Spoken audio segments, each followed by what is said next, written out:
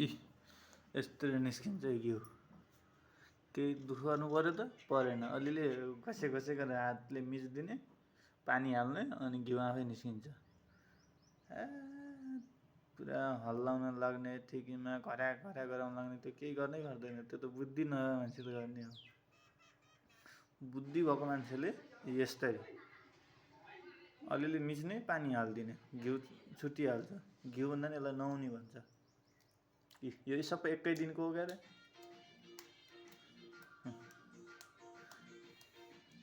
एक दिनमै यति धेरै यहाँ विदेश जाने परे होइन महिनामै 1.5 लाख बसिहाल्छ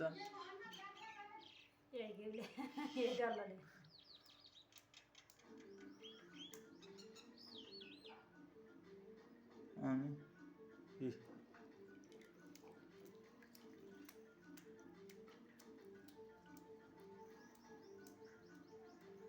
भुटुवा राख्दैनन् क्या